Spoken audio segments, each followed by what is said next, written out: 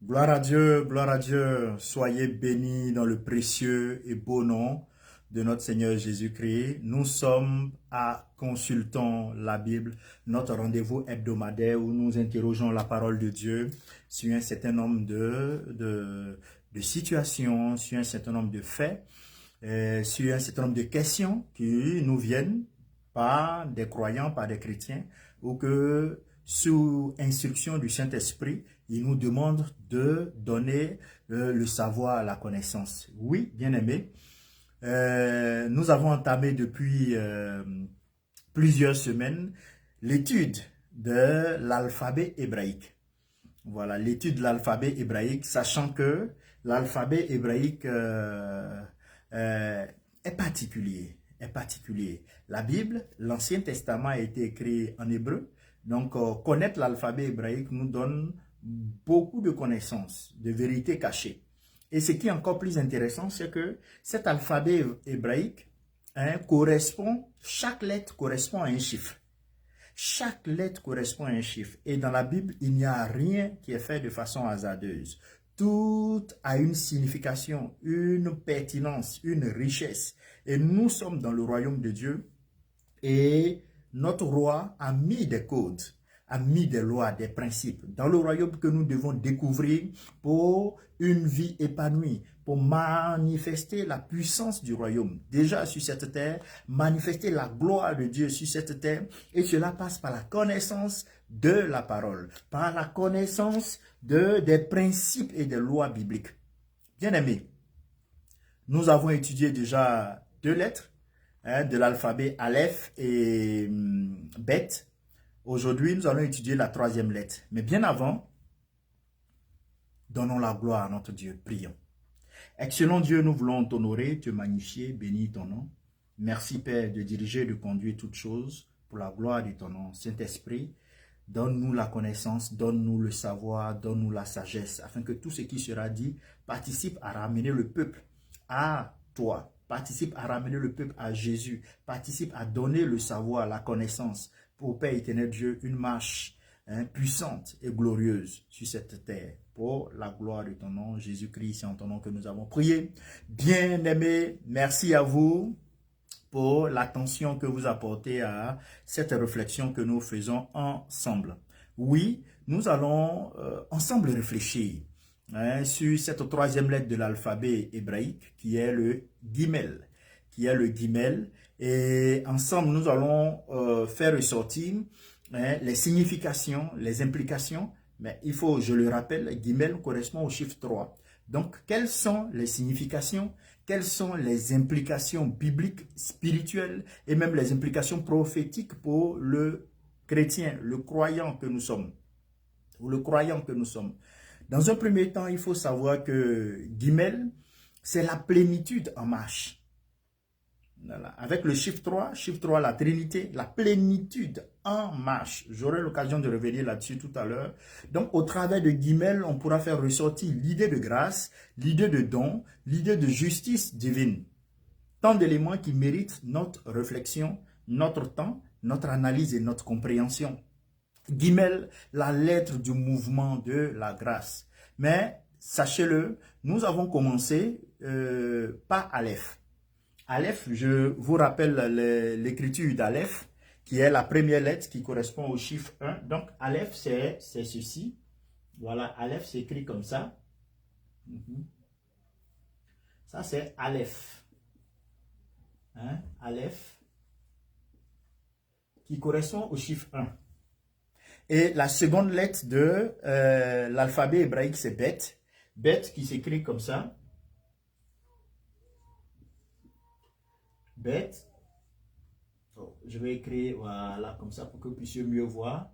Et qui correspond au chiffre 2. Et là, maintenant, nous arrivons à Gimel. Gimel qui est la 3e lettre de l'alphabet hébraïque. Donc, Gimel s'écrit de la sorte, comme ça. Voilà, c'est Gimel. Gimel. Voilà, Gimel, qui correspond au chiffre 3. Voilà, qui correspond au chiffre 3. Et avec Aleph, on avait dit que Aleph correspondant au chiffre 1, représente le Dieu unique, souverain, invisible. Donc, Dieu est un Dieu unique, le Dieu que nous servons en tant que chrétiens, est un Dieu unique qui se révèle, qui est Dieu unique, voilà, qui est souverain et qui est invisible. Donc, parlant ici du monothéisme, donc nous adorons un seul Dieu. Nous adorons un seul Dieu. Et lorsqu'on poursuit, on va voir avec Beth. Beth ici, c'est la relation, la maison. Donc, le Dieu unique qui veut habiter dans l'humanité, qui veut établir une relation avec l'humanité. Beth, c'est la maison, d'où Bethléem, Bethléem, la maison du pain. Voyez-vous, Bethléem, la maison du pain. Donc, Beth, c'est la maison ou la relation. Donc, Dieu veut établir une relation, Dieu veut habiter dans l'humanité et il veut habiter avec déjà la lettre 3, la lettre Gimel, qui correspond au chiffre 3. Il veut habiter dans l'humanité dans sa plénitude. Dieu ne veut pas habiter partiellement, mais dans sa plénitude. C'est ce qui nous permet de dire que Jésus était totalement Dieu, était totalement homme. Et déjà, avec ces 3 lettres, nous avons cette vérité qui apparaît. Avec ces 3 lettres, déjà de l'alphabet hébraïque, nous avons cette vérité qui apparaît. Bien aimé, c'est la raison pour laquelle tu dois être persévérant et étudier. Je poursuis. Donc, avant de parler de Gimel, nous sommes allés Aleph, Gimel suit Aleph, comme je l'ai dit, le Dieu unique, suit Beth, la maison, la relation, et Gimel ici introduit l'action. Voilà. Si vous observez Gimel, la manière dont c'est comme un homme qui est en train de marcher. C'est comme un homme qui est en train de marcher. Donc, introduit l'action, le mouvement et l'intervention divine dans le besoin humain. L'intervention divine dans le besoin humain. Donc, cette plénitude-là, j'ai parlé de grâce, j'ai parlé de don, j'ai parlé de justice divine, j'ai parlé de la plénitude en marche. Donc, Dieu qui vient vers l'humanité pour agir selon le besoin de l'humanité. Et Allah, déjà, le besoin de l'humanité, c'était la réconciliation avec Dieu. C'était ça le besoin de l'humanité. Et c'est quoi ça le besoin de l'humanité? Qu'on soit réconcilié avec Dieu parce qu'on a été séparé d'avec Dieu par le péché. Et donc Dieu lui-même vient à nous pour rétablir les choses. C'est pourquoi la chrétienté n'est pas une religion, c'est une relation. C'est une relation, bien-aimée. C'est une relation bien-aimée. Donc, nous allons poursuivre et nous allons dans un premier temps vous donner la signification de la lettre Gimel. Nous allons donner la signification de la lettre Gimel. Donc, Gimel, vous verrez que Gimel vient de la racine Gamal. Voilà, Gamal s'écrit de la sorte. Gamal, c'est comme ça. Voilà. Ça s'écrit comme ça. Et puis là, comme ça. Et puis maintenant, on va ajouter un Gimel. On ajoute maintenant Gimel ici, qui est comme ça. Donc ça, c'est Gamal. Gamal, voilà. Gamal. Donc ça, c'est la... Gamal, comme je l'ai dit, c'est la racine de Gimel, qui signifie distribuer. Donc ça veut dire distribuer. Ça veut aussi dire faire grâce. Ça veut aussi rendre. Ça veut aussi dire porter. Porter, supporter, porter. Ça veut aussi dire faire du bien. Ça veut aussi dire faire du bien. Exemple, quand on le dit en hébreu, gamal, chest, gamal chest, c'est le fait de faire miséricorde. Voilà. Gamal, chest, on va écrire ça comme ça. Voilà, c'est le fait de faire miséricorde. Donc, c'est le fait de faire miséricorde. Voyez-vous, il y a tellement de richesse dans ces lettres-là. Et rappelons que la même lettre, le Gimel, la même lettre, Gimel qui a ça pour racine, le Gamal. Le Gamal est aussi le mot hébreu pour chameau. Donc, quand on dit chameau,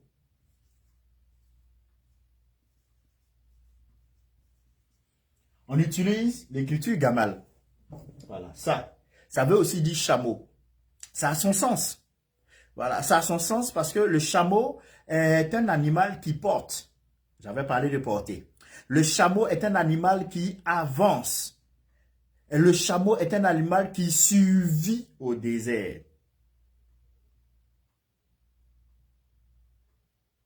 Vous me servez?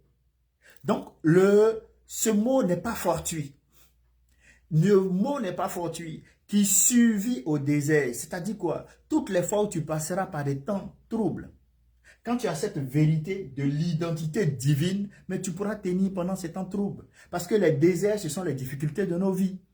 Et là, l'étude des lettres hébraïques correspondant à des chiffres nous permettent de savoir que Dieu est avec nous et qui nous donne par lui l'habilité, la capacité de tenir dans les déserts, de survivre dans les déserts, donc de survivre pendant les temps de difficultés, les temps d'incompréhension, les temps ou de questionnement, de survivre, les temps de crise, de récession, de survivre. Et il dit, il porte. Pourquoi? Parce que nous devons porter, mais cela est possible parce que lui, il est en nous.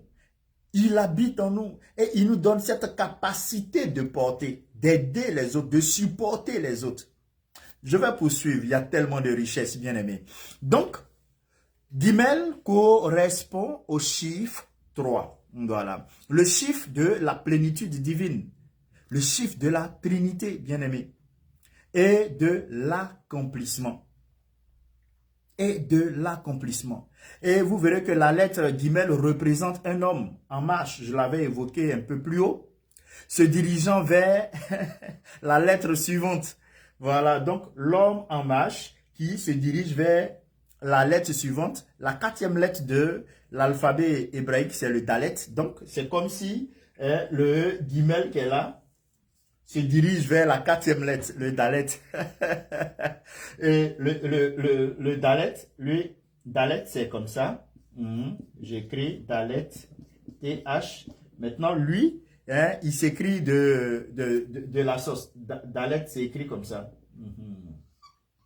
Voilà. Lui, il est simple. Il n'est pas compliqué. Et lui, il correspond au chiffre 4. Voilà. Le Dalet correspond au chiffre 4.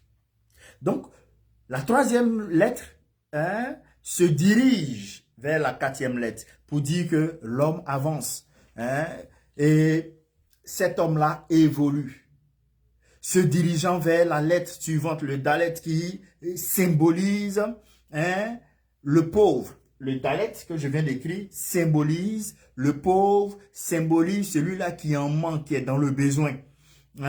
Donc, le Gimel se dirige vers le Dalet. Pourquoi? Pour lui apporter de l'aide. Parce que le Dalet, on aura étudié certainement la prochaine fois, symbolise le pauvre, symbolise celui-là qui est ouvert, qui attend de l'aide. C'est une porte qui a besoin d'être traversée. Et le Gimel va vers le Dalet.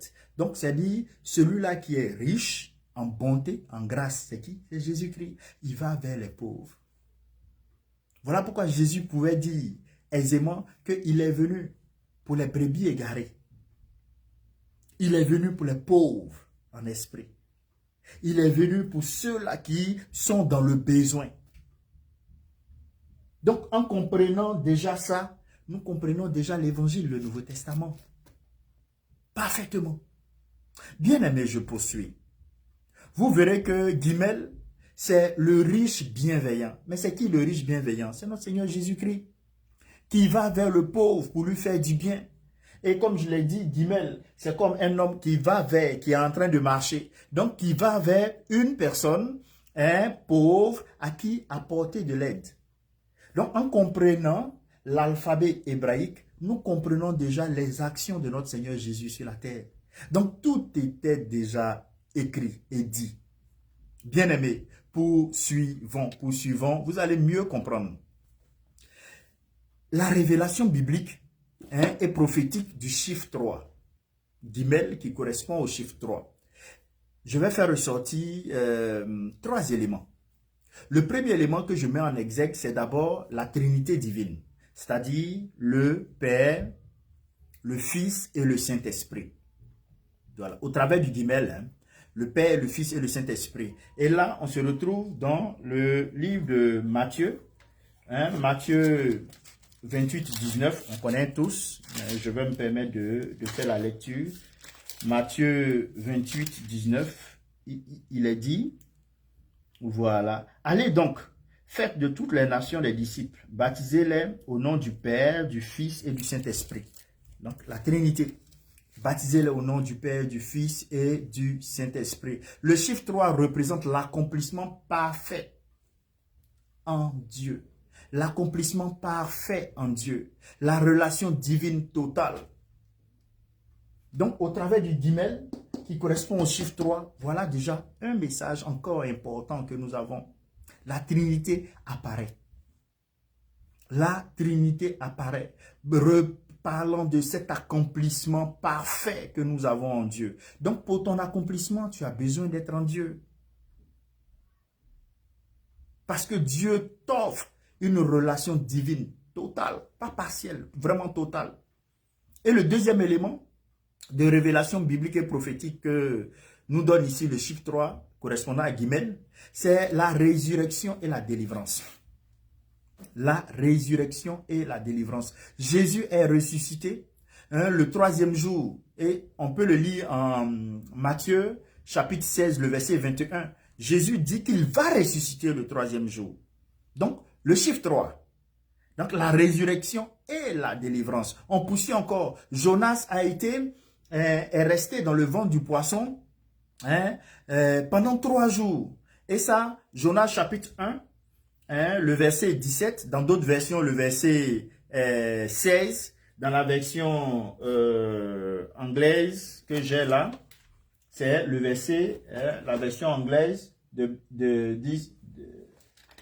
Voilà, c'est le verset 16, le verset 17, pardon. Voilà, le verset 17. Mais dans le Nouveau Testament, dans Louis II 21 et Louis II 1910, c'est le 16. Voilà, le 16. Et dans la version anglaise que j'ai là, c'est le verset 17. Voyez-vous, donc selon la version, il peut y avoir un décalage de versets. Mais à l'intérieur, il est dit que Jonas est resté dans le ventre du poisson 3 jours. 3 jours. Encore le chiffre 3. C'est le chiffre du salut, de la transition de la mort à la vie.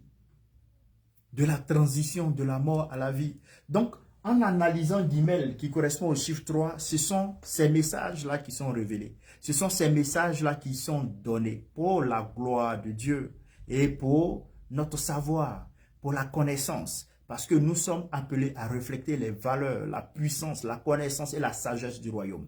Le troisième élément que je mets en avant, c'est le triple témoignage qui apparaît encore. Le triple témoignage qui apparaît en 1 Jean chapitre 5, les versets 7 à 8. Il dit, car il y a 3 qui rendent témoignage. Car il y a 3 qui rendent témoignage, c'est-à-dire l'eau, l'esprit et le sang. Voilà. Donc l'esprit, pardon, l'eau et le sang. L'esprit, l'eau et le sang. Les 3 qui rendent témoignage. Donc Guimel évoque ici l'action de Dieu dans la création.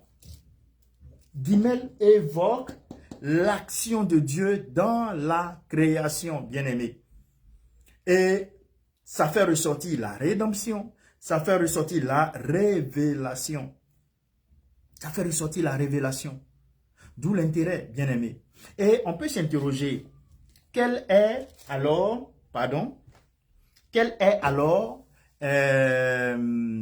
l'implication spirituelle pour toi et moi en tant que chrétiens? Quelle est alors l'implication spirituelle? Tout simplement, il faut retenir que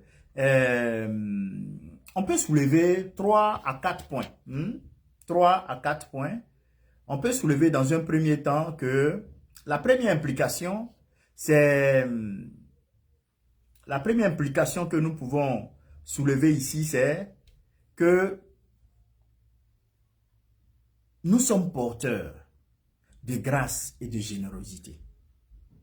Nous sommes porteurs de grâce et de générosité avec Dieu en nous. C'est pourquoi vous verrez que le chameau dont j'avais parlé symbolise la capacité de transporter et cette capacité à traverser le désert. Comme le chameau, nous sommes appelés, le chrétien aussi étant rempli de Dieu, doit être un canal de grâce. Doit être un canal de grâce et de soutien vers ceux qui sont dans le besoin. Voilà, et ceux qui sont dans le besoin, c'est le Dalet, c'est-à-dire le pauvre. Voilà, ceux qui sont dans le besoin, le Dalet, c'est-à-dire le pauvre. Donc, tu dois pouvoir être un canal de bénédiction. Tu dois pouvoir être un canal de bénédiction parce que tu es chrétien, parce que Dieu t'offre la plénitude. Dieu se révèle, le Dieu unique, le Dieu invisible, le Dieu souverain. Il décide d'habiter en toi. Il décide d'habiter en toi, bête, deuxième lettre de l'alphabet, en plénitude, totalement. C'est ce que nous dit Guimel. Bien-aimé. Le deuxième point avant même le deuxième point, quelle implication? Non, j'ai dit que le chrétien rempli de Dieu doit être un canal de grâce et de soutien vers ceux qui sont dans le besoin, vers les pauvres. Voilà pourquoi 1 Timothée 6, 18 nous dira que soyez riches en bonne œuvre, généreux et prêts à donner. Soyez riches en bonne œuvre, généreux et prêts à donner, bien-aimés. Généreux et prêts à donner. Et nous sommes invités à cela. C'est pourquoi vous verrez que le corps du Christ s'organise pour manifester l'amour partout. Le corps du Christ s'organise pour communiquer la compassion de Christ partout. Christ veille à cela. C'est pourquoi à la fin des temps, il dira, j'ai été en prison, tu m'as visité, j'avais faim, tu m'as donné à manger, parce que c'est l'Église qui répond à cette question. J'avais soif, tu m'as donné à boire. Et nous pourrons dire, Père, quand l'avons-nous fait? Il va dire à tous ceux à qui vous le faisiez, consciemment ou inconsciemment, c'est à moi que vous l'avez fait. Voilà pourquoi le chrétien doit être généreux. Le chrétien ne doit pas se lasser de faire le bien, malgré l'ingratitude qui court les rues, malgré l'ingratitude qui court les personnes. Le chrétien ne doit pas se lasser de faire le bien. Tu dois continuer à faire du bien autour de toi. N'attends pas l'approbation de l'homme. Regarde à Dieu, agis pour Dieu. Agis pour Dieu. Le deuxième point comme implication, c'est de vivre dans l'accomplissement de la Trinité. Nous devons vivre dans l'accomplissement de la Trinité. Le chiffre 3 nous invite à vivre dans l'équilibre entre le Père, le Fils et le Saint-Esprit. Dans l'équilibre entre le Père, le Fils et le Saint-Esprit. Une fois centré sur Jésus, une fois christocentrique, centré sur Jésus. C'est-à-dire, notre foi est animée par Jésus. Et nous sommes là remplis de l'Esprit. Et nous sommes enracinés dans le Père. Notre foi en Jésus, remplie du Saint-Esprit, est enracinée dans le Père. Bien-aimé. C'est pourquoi 2 Corinthiens, le chapitre 13, le verset 13 pourra nous dire que la grâce du Seigneur Jésus-Christ, l'amour de Dieu et la communion du Saint-Esprit soient avec vous tous. Un équilibre. Le troisième élément que je mets en avant comme implication, c'est savoir traverser les déserts avec foi. Tu dois pouvoir savoir traverser les déserts avec foi. Dans quel désert es-tu actuellement? Il faut pouvoir le traverser avec foi. Le chameau, comme lui, vous verrez que Guimel est l'image du croyant qui sait persévérer dans le désert. Qui sait persévérer dans le désert, quel que soit le désert, même si c'est un désert spirituel, mais il sait persévérer, chargé de trésors, marchant vers sa destinée. Le chrétien sait persévérer. Il n'est pas emporté par tout vent, par tout courant. Il est stable. Dans l'abondance, il est stable. Dans le manque, il est stable. Donc, nous devons savoir traverser le désert avec foi. Et le psaume 23, le verset 4 nous encourage à cela. Même si je marche dans la vallée de l'ombre de la mort, ta houlette et ton bâton me rassurent. Donc, tu dois pouvoir traverser le désert avec foi. Tu n'es pas seul dans cette situation. Jésus est avec toi. Et oui, Père, il travaille, le Seigneur travaille dans l'invisible, dans le secret. Et au temps convenable, il se révèle. Au temps convenable, la bénédiction se révèle. Au temps convenable, l'action salvatrice apparaît. C'est ça la grâce divine. Et c'est ça le message que nous donne cette troisième lettre de l'alphabet hébraïque Gimel. Bien-aimé, on peut illustrer cela par l'histoire du bon samaritain. Dans Luc chapitre 10, les versets 30 à 37, Luc 10, les versets 30 à 37, l'homme riche, Gimel, descend de son chemin. Voilà. Descend de son chemin, s'approche du pauvre, Dalet, il verse sur lui de l'huile et le vin, le transporte sur sa monture et paie à l'avance. Il incarne le mouvement de la grâce. Voyez-vous, l'accomplissement de la justice de Dieu, l'amour trinitaire. Et c'est ce message-là qui est donné. L'amour trinitaire en action. Bien-aimé, Gimel, aussi dans les psaumes et dans l'alphabet. Quand vous étudiez, là je suis dans le psaume 119, mais quand vous prenez le psaume 119, dans les différentes sections du texte original, mais chaque section commence par une lettre hébraïque. Chaque section le psaume 119, chaque section commence par une lettre hébraïque. Et je peux déjà vous lire même une petite section. Vous allez comprendre avec ce que nous venons de dire. Allez au verset 17 du psaume 119. Prenez le verset 17. Il est dit, « Fais du bien à ton serviteur pour que je vive et que je me conforme à ta parole. » Fais du bien. C'est Gimel. C'est ça. Donc les sections commencent par des lettres hébraïques. Et ça nous donne vraiment plus de valeur quant à l'amour de Dieu, quant à la présence de Dieu, quant au fait que nous adorons un Dieu qui n'est pas un Dieu du hasard. Non. Bien-aimé, Gimel, c'est la demande de grâce, la manifestation de bonté divine. C'est la vie par la parole. La vie par la parole. C'est pourquoi j'aimerais finir cette analyse de la troisième lettre de l'alphabet hébraïque correspondant au chiffre 3 en vous disant ceci, bien-aimé. Tu dois pouvoir devenir un chrétien Gimel. Deviens un chrétien Gimel. Deviens un chrétien Gimel, c'est-à-dire un chrétien qui est rempli pleinement par le Saint-Esprit et qui va vers les pauvres pour les aider. Un chrétien Gimel, c'est ce chrétien-là qui est rempli de l'amour de Dieu et qui a le fardeau des âmes.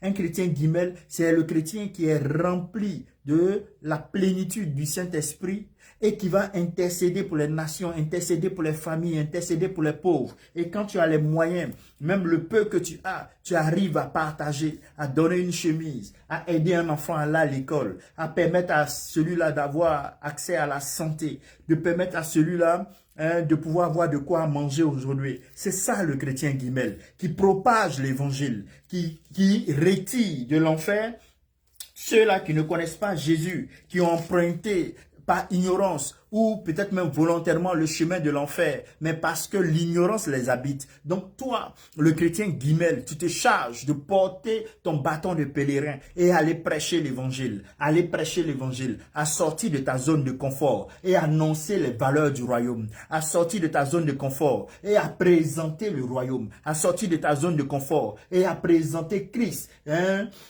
rédempteur, Christ sauveur, Christ roi. C'est ça, le chrétien Gimel. Et je t'invite à être un chrétien Gimel. Moi, je suis un chrétien guimel. Et je veux que toi aussi, tu sois un chrétien guimel. Et le chrétien guimel, comme je l'ai dit, c'est être guimel, bien-aimé, c'est marcher dans la grâce. C'est marcher dans la grâce.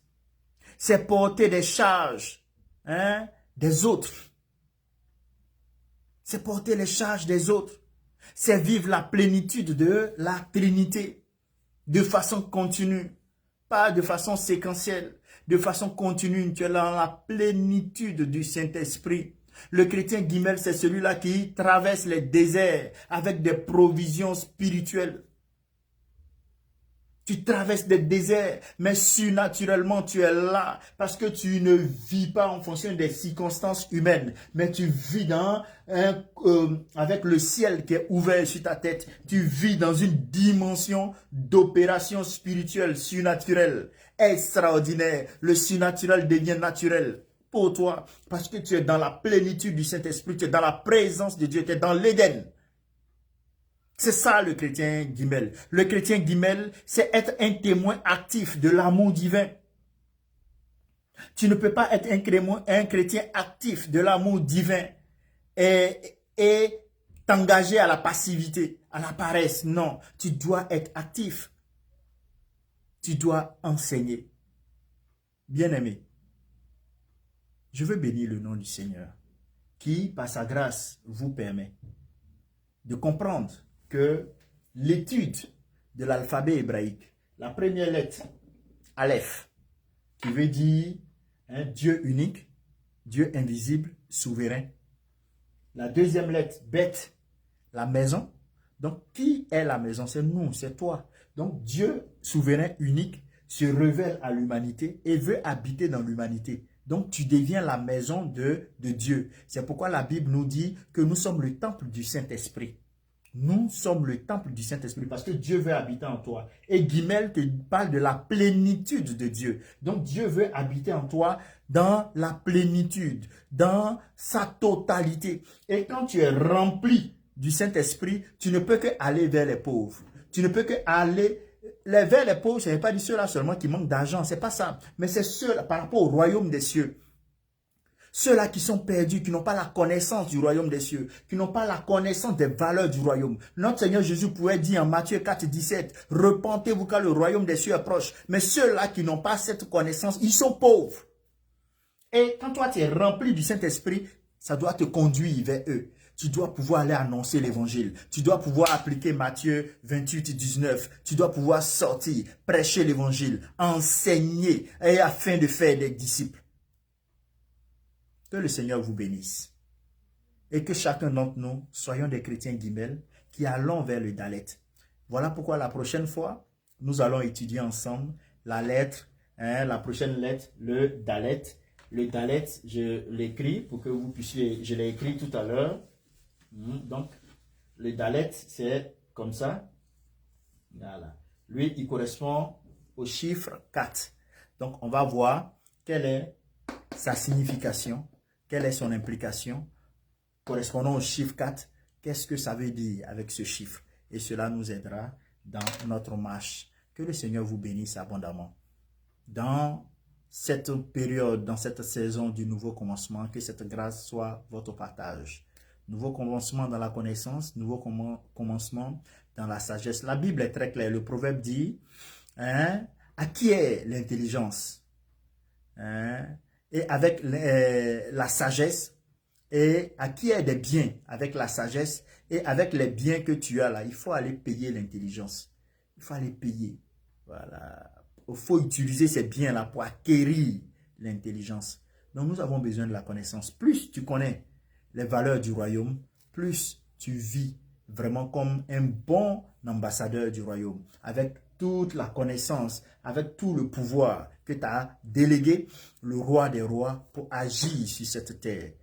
Que le Seigneur vous bénisse, que la gloire revienne à notre Seigneur Jésus-Christ qui a permis toutes choses. Si vous avez des questions, n'hésitez pas à nous écrire. Si cela aussi vous a aidé, n'hésitez pas à en témoigner. Cela nous aide à poursuivre.